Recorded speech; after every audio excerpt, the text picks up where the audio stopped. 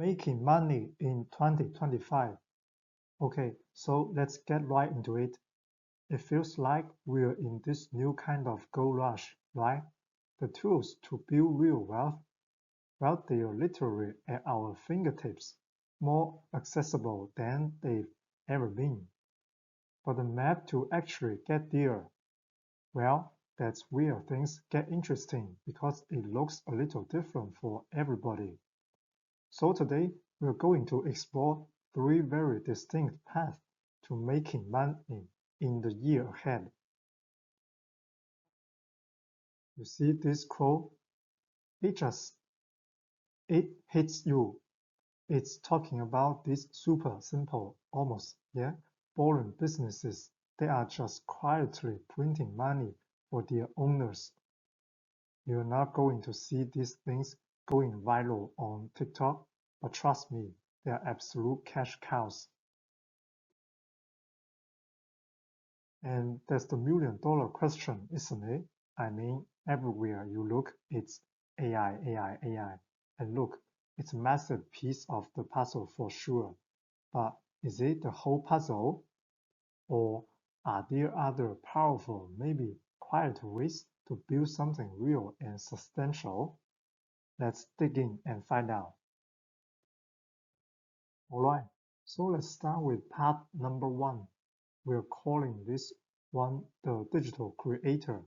Now, this is for you if you're fascinated by the incredible power of artificial intelligence and you're ready to harness it. We are not talking about theory here. We are talking about taking these amazing AI tools and turning them into actual tangible products that make you money.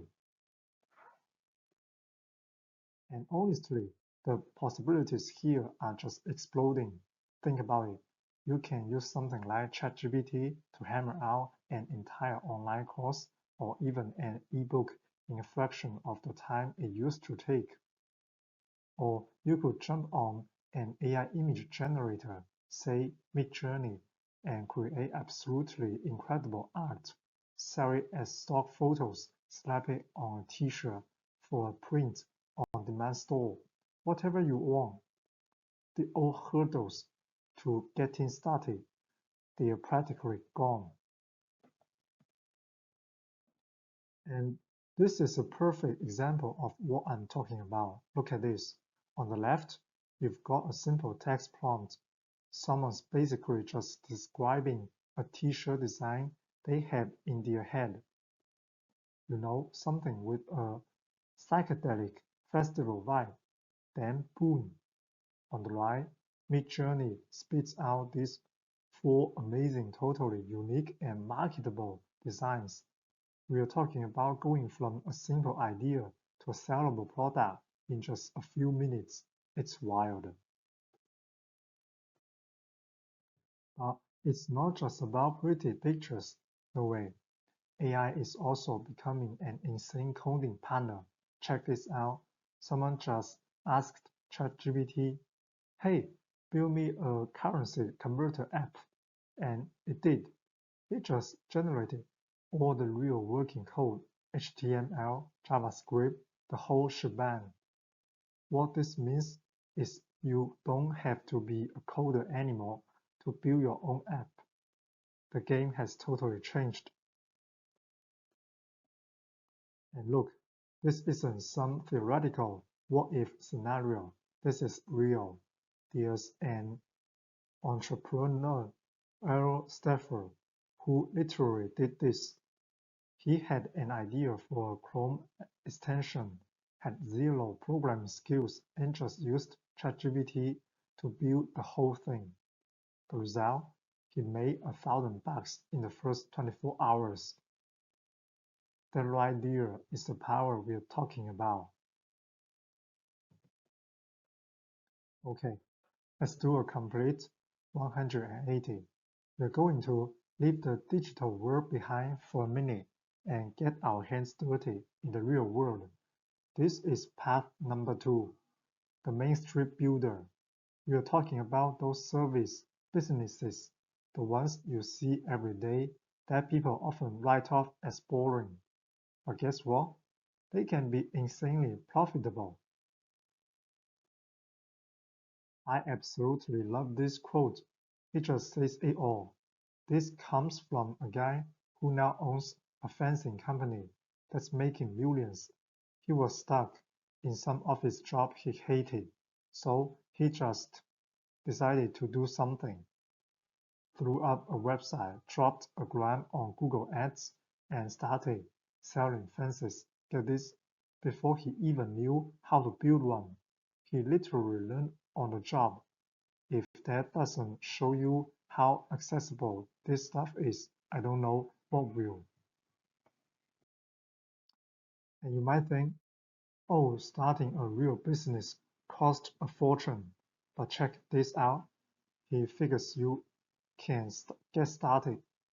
I'm talking a used truck, all the tools, shovels, saws, everything for about 15,000 bucks.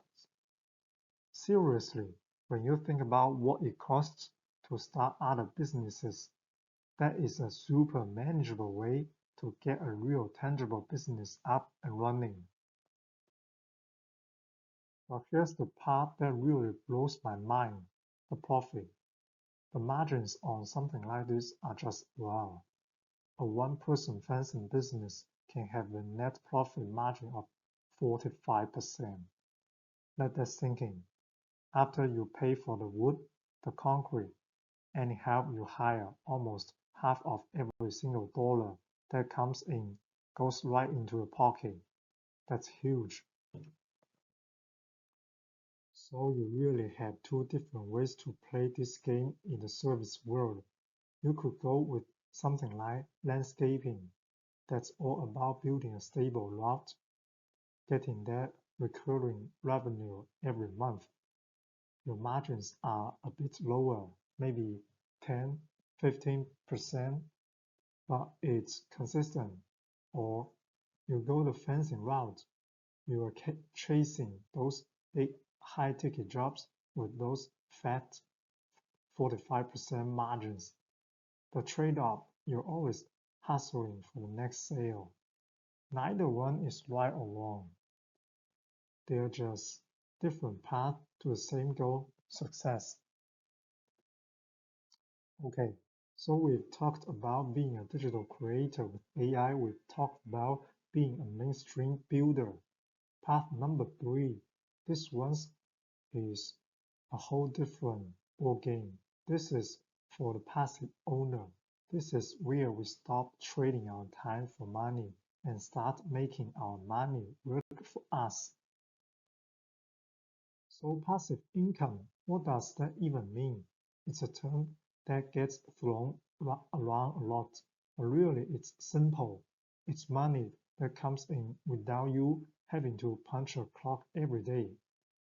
Now, don't get me wrong, there's usually a ton of work you have to do upfront, you know, researching the right investment or buying a property.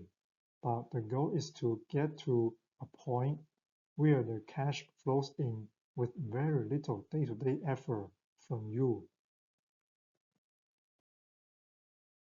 And here are a few of the classic ways people do this. You got dividend stocks, right? You buy shares in a solid company and they literally send you a check, a piece of the profits, and the stock itself can go up in value too.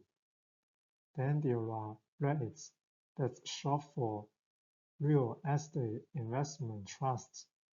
It's kind of like being a landlord without any of the headaches. You're basically investing in a big basket of properties. And of course, for something a bit safer, you have bonds, which are generally more stable and give you predictable returns.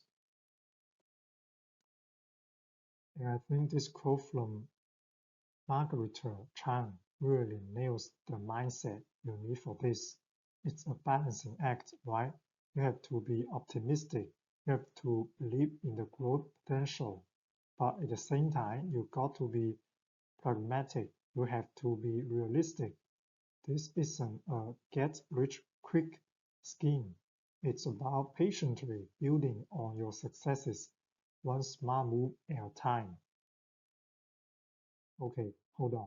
Before we get too carried away with any of these paths, we need to have a little reality check. This is for all you creators and builders out there. The second that money starts hitting your bank account, there's one question you absolutely have to answer. Is this a hobby or is this a business? Because yeah, the IRS, Internal Revenue Service, really cares about the answer. So this is when it gets serious. The rules have been changing, but generally, once you start making over $600 on platforms like Etsy or Amazon or even just getting paid through apps, you might get a little form in the mail called a 1099-K. That form is basically the starting pistol. It's the moment the government is saying, okay, time to decide what this is. You can't just ignore it. So how do you know? Well, the IRS has a sort of checklist. They're going to ask things like, are you acting like a business? Keeping clean records. Is your main goal here to actually turn a profit? Do you need this money to live? Are you trying new things to make it more profitable? Answering yes to these questions points towards it being a business. It all comes down to proving your intent. So there you have it. Three totally different ways to approach this. We've got the digital creator who's riding the AI wave and building things at the speed of thought. Then we have the main street builder who's finding amazing profits in those boring businesses nobody's talking about. And finally, the passive owner who's playing the long game, making their money make more money. Look, every single one of these paths takes a different kind of person, a different set of skills, a different type of hustle. There's no magic formula or best choice here. The only right answer is the one that fits you. So the real question is, which path are you going to take?